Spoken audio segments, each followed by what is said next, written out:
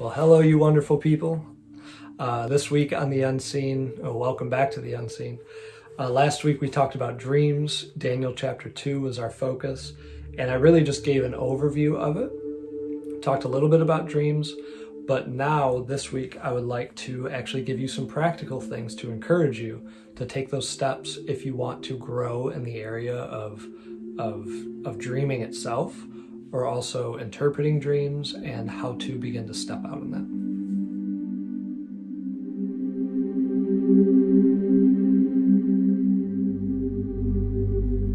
So first, I just want to say, to just draw a picture on dreams. Depending on the study you've done, if you've done any, what I believe is a faulty understanding is that dreams exist completely in just like your mind. I believe it's so much more than that. And even biblically, we see that it's more than that. So first, all right, I'm going to reword how I was going to say that. So I believe dreams are an open door into the spirit. Or, if not that it is an open door that is easily walked through by the spirit. So to explain that, there's more than one instance of this in the Bible, but I'll just give you one really easy one. Is Joseph, who is Mary's husband, Mary who had Jesus. So it wasn't Jesus's father, it was like his unbiological father. I don't know if he was technically a stepdad, because it's not, I don't know. We'll just call Joseph Jesus's stepdad. I think it happened twice with him, specifically. If not, it did happen once, but I think it happened twice, where an angel visited Joseph in a dream. So if a dream was something purely in your mind, the question I would have is, how could an angel visit you in your mind? I would actually be as bold to say that this is what I think. I can't prove this, so that's not the point, but this is just what I think. I think that dreams are just as connected into the spirit realm as your imagination is. And I believe in your imagination and in dreams, you can connect with things, with real things, like something that has substance in the spirit realm. And so in the same way, I believe you can have angelic visitations. You could have full-on Jesus encounters, heaven encounters, all kinds of stuff in the spirit. And on the same side, many of you may have experienced this, where you have demonic encounters in your dreams. But on that same token, demons can't come into your body and your mind while you're sleeping and invade your dreams. So I actually believe that dreams, it's like a thing that exists outside of the physical, and it connects with the spirit. So you don't have to agree with me on that, but that's what I think. So for us, and I mentioned this last week, so I'm just going to kind of go a little deeper in here. I think it would be very valuable for us to learn to value dreams, because we spend so much time sleeping, right? If you're healthy, you sleep a good amount. If you don't sleep a lot, I'd encourage you to sleep more, a good healthy amount. But we spend so many hours sleeping, and dreams happen in that time, and your spirit does not sleep. So your spirit is alive and well. It is awake while you're sleeping. Just, it doesn't work the same, consciously. But your spirit is able to interact with spirit. And so why not value that time that can potentially be used for growth, for relationship with God, for having encounters, anything like that. I think there's an importance to value dreams. And so and here's just a basic principle with anything like this: what you honor will grow. So if you have dreams, I would encourage you to not brush them off, even if they seem totally silly. Write them down, and you don't have to go detail by detail, unless that's just what you like to do. You could, if you have a dream and you remember a fair amount of it, just write down some main points of what was happening. If you want to go detailed, that's fine. But just begin to write stuff down. Get a journal, a dream journal, if you will. I don't actually have one of those, but I do have notebooks that I use to record stuff like that when I have them. And so writing them down is honoring what God is giving you, or just what you are having, and then you learn to discern which is which. So begin to write stuff down. that is a great way to begin to grow, and it builds value into dreams. And so what you are valuing, what you're honoring, you'll learn to pay attention more, you'll retain more, and those things will grow. So write them down, talk to God about it. So just like Daniel did in chapter 2, and the 3, Daniel and their group, they talked to God about it. They sought him. So when you have a dream, you might not know what it means right away, but take it to him.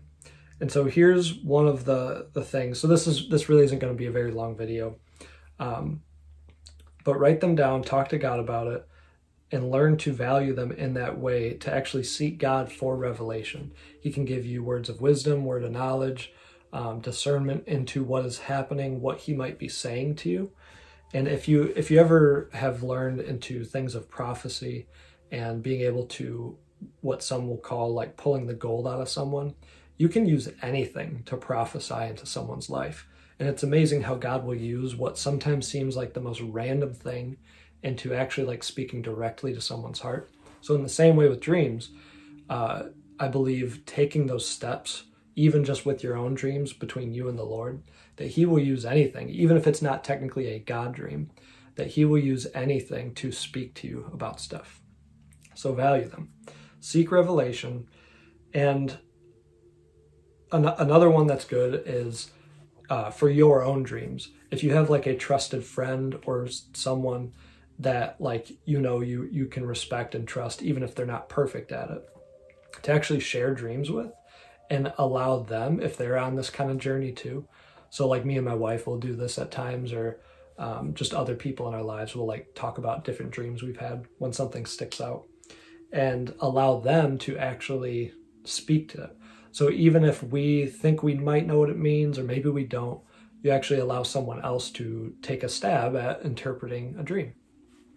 So that's a great way to bring someone else into it and to begin to value what God is saying or what he might be saying in dreams. Then here's kind of the last big one to me, is the way you interpret a dream matters. So last week I talked about it being from the right source, and that's the Holy Spirit connected with Jesus. So you can Google a lot of things for dream interpretation. You might even have books on dream interpretation, and some of them are Christian. Well, maybe. There are Christian things out there like that. But what I want to encourage you to do is to not go to any of that stuff. I'm not saying it's all wrong. I'm not saying it's wrong or that it's evil or anything like that. But what I think is more valuable is actually practicing relationship with the Holy Spirit. And that means valuing his voice first. So he might lead you to look stuff up and study things, and that might speak to interpreting something, but it's because he showed you. So I believe the most valuable thing you can do is practice relationship and value for the voice of the Holy Spirit first. And maybe that's it sometimes. I would actually encourage you to take that stretch, that if you do anything like this with interpreting dreams, to just value his voice and don't go to the other stuff. Don't Google stuff, because you'll find all kinds of interpretations for all kinds of things. I've done it before, and it's rarely helpful. And sometimes you don't really know the source that it's coming from, so that's even less helpful. But valuing his voice first. So this is just a step. If you want to practice interpreting things, ask your friends, ask someone you know, like that you want to practice that stuff. So begin to invite people to share stuff with you, in a not weird way, and just begin to practice interpreting it. But here's the thing. When someone's telling you dream stuff, you might have insight on the spot, and that's great. That can happen, especially as you grow and maybe get better at listening to them share and listening to the voice of the Holy Spirit. But just as an encouragement, when someone's sharing a dream, you don't have to have it like in the moment, the interpretation. In Daniel chapter 2, we saw Daniel and his group. They actually went and sought the Lord. Now, they had the extra step of they had to find out what the dream was, so they needed that revelation. But there's nothing wrong with waiting. You don't need to have an interpretation of a dream right away. So you can actually take time to seek God on it, because you might have some like knee-jerk reaction to things and how you might want to interpret it, but God might have a totally different thing to say and to reveal about it. So start there and maybe end there, depending. He might lead you to look stuff up, and that's okay. But don't fall back on interpreting through books or, the internet, anything like that. Go with the voice of the Holy Spirit. And that's where the best stuff comes from anyway. And also it can even be a group thing. It's okay that one person might not have the full picture. It could even be a group interpretation where different people are getting different things. So that's the other thing. I've learned this through Rachel Carroll, who has I don't know if she has a course on dreams, but she has things where she teaches about it with prophecy and the voice of God and all that. So Rachel Carroll, where she talks about how different things mean different things to people. So you can't go based off what the internet or a book might say.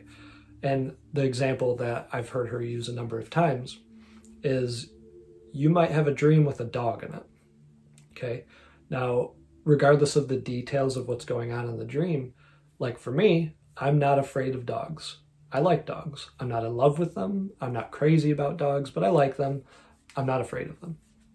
So the way I would interpret a dog being in my dream could be totally different than someone else who is deathly afraid of dogs and has traumatic experiences and whatever. So you can't, and a dog might mean this or that, but you actually have to go based on what the person gets from that, because God actually knows the details of each and every one of us, and he will speak to us in a language that we understand. And it's not just this overall thing and this umbrella of this means this and this means this. It can be different for different people. So encourage you to take that step. Begin to write down your dreams, value them, get a journal if you don't have one, and write stuff down. Have a trusted friend or someone that you can talk to share this kind of stuff. And, begin to take that step. Stretch yourself to interpret things and seek God on it. It can actually be really fun. So anyway, thank you for joining me. If you have any questions on dreams, dream interpretation, anything like that, just ask in the comment section down below so I can get back on that and answer any questions if I can. So thank you for joining me, and I will see you next week on The Unseen.